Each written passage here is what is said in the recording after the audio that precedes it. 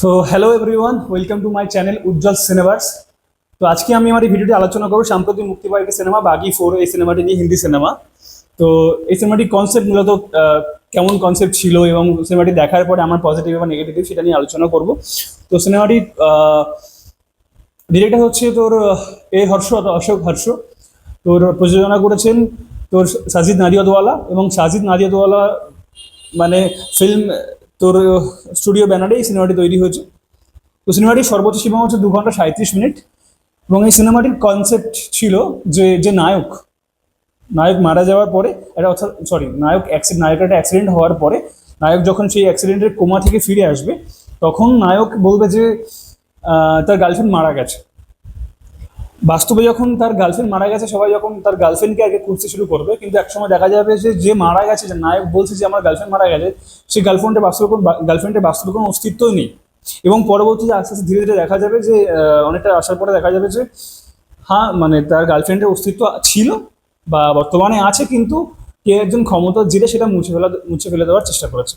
বাইরেও আরেকটা কথা বললেই নয়, এই যে বাগি 4-এর যে কনসেপ্ট, যে নায়কের একটা অ্যাক্সিডেন্টের পরে নায়ক যখন বেঁচে যাবে তখন বলবে যে তার নায়িকা ছিল মারা গেছে, কিন্তু সে নায়িকাকে খুঁজবে, কিন্তু কেউ তার অস্তিত্ব খুঁজে পাবে না। তো এটা সবাই মানে কনসেপ্টটা এইদিকে চলে যাবে যে নায়কের মানে সবাই ভাববে যে নায়কের মেমোরি লস হয়েছে, বা একটা হ্যালুসিনেশনের মধ্যে দিয়ে নায়ক সবসময় যাচ্ছে। সো পুরো সিনেমার যে কনসেপ্টটা, এটা একটা মানে নায়ক এই বিষয়টাকে প্রমাণ করতে ব্যস্ত যে একজন তার প্রেমিকা ছিল, কিন্তু সবাই বলছে নেই। একটা সময় আবার বোঝা যাবে যে ক্ষমতার জোরে তার নায়িকার যে অস্তিত্ব সেটা মুছে ফেলে দেওয়ার চেষ্টা হয়েছে, কিন্তু পুরো সিনেমা জুড়ে দেখানো হবে যে নায়ক সম্পূর্ণ হ্যালুসিনেশনে রয়েছে, বা তোর নায়কের তোর মেমোরি লস হয়েছে। তো এই বিষয়টা, এবং এই বিষয়টা এই যে বাগি 4-এর যে কনসেপ্ট, এটা 2013 সালে একটি ফিল্ম আছে আইনথু আইনথু আইনথু, বা 555 নামে, তো 555 নামে একটি সিনেমা আছে তামিলে।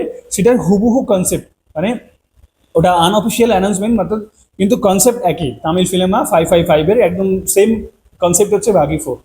এবার আসি বাগি 4-এর মানে বাগি 4 দেখার পরে এক্সপিরিয়েন্স কি।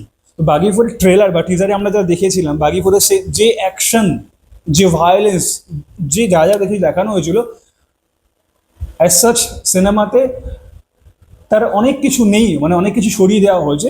মানে ট্রেলারে অনেক কিছু দেখানো হয়েছিল বা যা আমরা দেখেছি, বা ট্রেলার বা টিজার দেখে আমাদের যে এক্সপেকটেশনটা রেখেছিলাম যে বাগি 4 এরকম হতে পারে, বাগি 4 টাইগার শ্রফের একটা one of the best cinema হতে চলেছে। কিন্তু ভাই সত্যি বলছি যে সিনেমা দেখার পরে এই ভুলটা ভেঙে যাবে, যে টাইগার শ্রফের সেই রকম একটা, যেটা আমরা ভেবেছিলাম যে বিগ বাজেটের কমার্শিয়াল সিনেমা এরকম একটা হতে পারে, সেরকম সিনেমা সম্পূর্ণভাবে বাগি 4 নয়। বাগি 4 একদম নয়। এবং এটা শোনা গেছে যে সিবিএফসি অর্থাৎ central board of film corporation তরফ থেকে এই সিনেমাটাতে প্রায় 21 থেকে 23টা কাট করেছে, বা 23টা ছোটো ছোটো ছোটো ছোটো জিনিস সিন কেটে কেটে বাদ দিয়েছে। তারপরে সিনেমাটাকে এ রেটেড দিয়েছে। এবং সিনেমাটার যে প্রথমে যে 2 ঘন্টা 47 মিনিটের একটা যে রান টাইম ছিল, সেটা এই কাটের পরে কমে হয়ে এসে প্রায় 2 ঘন্টা 37 মিনিট। তো 6 মিনিট প্রায় সিবিএসসি তরফ থেকে কেটে বাদ দেওয়া হয়েছে। এবার আসে এই সিনেমাটা 2 ঘন্টা 37 মিনিট। 2 ঘন্টা 37 মিনিট এখনকার সময়, কিন্তু এটা লং টার্ম, একটা রান টাইম। কিন্তু 2 ঘন্টা 37 মিনিট হলেও এটা কোনোভাবে কম্প্যাক্ট নয়। মানে প্রথম প্রথম ইন্টারভ্যালের আগে এবং ইন্টারভ্যালের পরে পর্যন্ত কখনো কম্প্যাক্ট, এটা পুরোটা একদম কম্প্যাক্ট, একদম কন্টেন্টের ওপরে ভিজুয়ালাইজেশন ভাবে যায়নি। একদম জাস্ট মানে বোরিং লেগেছে। মানে ওই একটা নায়িকাকে খুঁজতে হচ্ছে, এবং নায়কের হ্যালুসিনেশন হচ্ছে, নায়ক মেমোরি লসের মধ্যে আছে, এটা প্রমাণ করতে ব্যস্ত। তো এই কনসেপ্টটা পুরো ফার্স্ট অ্যান্ড সেকেন্ড হাফ ধরে এটা এটা আর কি কন্টিনিউয়াসলি চলছে। এবং এই সিনেমার মুখ্য চরিত্র ছিল টাইগার শ্রফ, তোর হরনা সন্ধু, আর হচ্ছে সোনাম বাজুয়া। তো সঞ্জয় দত্ত ছিলেন ভিলেনের চরিত্রে। তো এই চারজন ছিলেন, কিন্তু সঞ্জয় দত্ত ইন্টারভ্যালের পর এসেছিল। সঞ্জয় দত্তকে অতটা কাজে লাগানো যায়নি সিনেমার মধ্যে, কাজে লাগায়নি। হরনা সন্ধুর স্ক্রিন প্রেজেন্সটা মোটামুটি ঠিকঠাক ছিল, অতটা ভালো ছিল না। এবং দেখতে গেলে হরনা সন্ধু প্রথম তার হিন্দি ছবিতে এটা অভিষেক করছে। সোনাম বাজওয়ার স্ক্রিন প্রেজেন্স খুব দারুণ ছিল, অ্যাক্টিং। দেখতে গেলে হরনা সন্ধুর বয়স 25 আর সোনাম বাজওয়া 36। তো এজের ডিফারেন্স। তো হ্যাটস অফ ডিরেক্টর এখানে, মানে ডিরেক্টর যেভাবে দুজনকে স্ক্রিনে প্রেজেন্স করিয়েছে, তো সেটা দেখেই মনে হয়নি যে টাইগার শ্রফের বিপরীতে যে দুটো আর কি ফিমেল ক্যারেক্টার যে নায়িকার রোলে এসেছে, তো দুজনকে দেখে মনে হয়নি যে দুজনের মধ্যে এজের এত গ্যাপ। তো হ্যাটস অফ ডিরেক্টর এটা করতে পেরেছে। আর সব থেকে বড় কথা হচ্ছে এই সিনেমার অ্যাকশন ডিরেক্টর টাইগার শ্রফকে দিয়ে যে অ্যাকশনটা করিয়েছে, এটা টাইগার শ্রফের যে অ্যাকশন সিকোয়েন্সগুলো এখানে আছে, আমরা সচরাচর দেখে এসেছি টাইগার শ্রফের যে একচেটিয়া যে অ্যাকশন, বিভিন্ন রকমের অ্যাকশন সিকোয়েন্স বলো বা বিভিন্ন রকমের লম্ফঝম্প করে যে মারপিট বলো, সেটা এই সিনেমাতে দেখা একদম নয়। হিসেব মতো ট্রেলার দেখে তো মনে হয়েছিল যে অ্যানিম্যালের কিছু কিছু জিনিস, অ্যানিম্যাল থেকে কিছু ইন্সপিরেশন নেওয়া হয়েছে বা মার্কো থেকে নেওয়া হয়েছে। এবং সিনেমাটাকে যে লেভেলের আর কি ট্রেলারে আমরা দেখেছি, হয়তো অ্যানিম্যাল বা মার্কো থেকে বিরাট কিছু হতে চলেছে, কিন্তু আফটার দ্য সিনেমা দেখার পর এটা মনে হয়েছে যে অ্যানিম্যাল, মার্কো এটা বাগি ফোর থেকে অনেক গুণ এগিয়ে। সেটা অ্যাকশন বলো, ভায়োলেন্স বলো, আর কিছু কিছু ভালগারিটি ছিল, কিন্তু বাগি ফোরের মধ্যে সেই ভালগারিটি বা ওই হিউজ পরিমাণে ভায়োলেন্স নেই। এবার অনেক সিন এখানে কেটে বাদ দেওয়া হয়েছে বাগি ফোরে। সিন একদম কম্প্যাক্ট নয়। আর সব থেকে বড় কথা হচ্ছে যে কোনো কিছু হচ্ছে সেটাকে পুরো স্ট্যাবলিশমেন্ট করতে পারবি।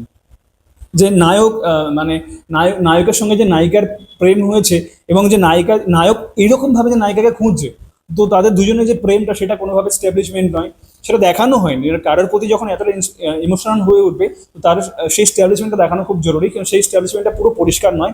সেই স্ট্যাবলিশমেন্ট পুরো পরিষ্কার নয়। ইভেন পুরো সিনেমাতে পুরো সিনেমা জুড়ে যখন যখন গান আসছে, সেই গানগুলো কোনো স্ট্যাবলিশমেন্ট নয়, দুমদাম গান চলে আসছে, যে গানগুলো সিকোয়েন্সের সঙ্গে কোনো মিল থাকার কথা না, মিল থাকছেই না। হ্যাঁ, তবে এই সিনেমাতে পারফরমেন্সের দিক থেকে সোনাম বাজওয়ার পারফরমেন্স খুব ভালো ছিল। টাইগার শ্রফ মেনলি যে অ্যাকশন হিরো, সে তার সে এফোর্ট দিয়েছে, সে অ্যাকশন হিরো বোঝা গেছে যে টাইগার শ্রফ অ্যাকশন হিরো।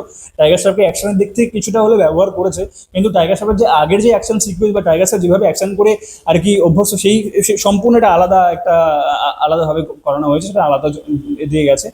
তো টাইগার শ্রফের নতুন অ্যাকশন দেখা যেতে পারে। তো টাইগার শ্রফ এই সিনেমার জন্য তোর এফোর্ট দিয়েছে, টাইগার শ্রফের যতটা করার কথা টাইগার শ্রফ করেছে। বাকি এই সিনেমার ব্যাকগ্রাউন্ড মিউজিক বলো, সিনেমাটোগ্রাফি বলো, এডিটিং বলো, কিছুই ভালো লাগেনি সেরকম।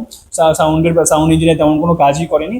মোটামুটি এই সিনেমাটি যে আশা নিয়ে আমরা দেখতে গেছিলাম বা যে দেখতে আমি গেছিলাম, সো সিনেমাটি সেরকম লেভেলের পৌঁছায়নি। তো ওভারঅল সিনেমাটি মোটামুটি এক্সপিরিয়েন্স, খুব ভালো এক্সপিরিয়েন্স নয়, খুব খারাপ এক্সপিরিয়েন্সও নয়। যারা অ্যাকশন সিনেমা দেখতে পছন্দ করে তারা সিনেমাটি দেখতে যেতে পারে।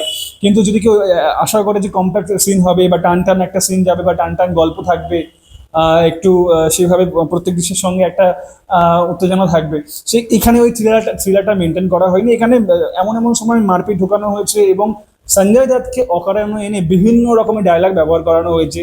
সঞ্জয় দত্তকে তো ব্যবহার করেনি, এবং সঞ্জয় দত্ত যেখানে যেখানে সঞ্জয় দত্তকে ব্যবহার করেছে সেই জায়গাগুলো একদম পরিষ্কার নয়। এই যে বললাম যে কোনো সিন একদম মানে ঠিকভাবে স্ট্যাবলিশমেন্ট করেনি, যা তা করে কাজ করেছে। ওভারঅল আমার তো এই সিনেমাটা দেখে মনে হচ্ছে আমি আউট অফ 5-এর মধ্যে 2.5 বা 2 এরকম দেবো, আউট অফ 5। তো 2 আউট অফ 5 আমার খুব ভালো লাগেনি সিনেমাটা, শুধুমাত্র টাইগার শ্রফের অ্যাকশন ছাড়া। সো এটাই ছিল আজকের রিভিউ বাগি ফোর নিয়ে। বাগি ফোর আমার যেমন লাগলো আমি বললাম।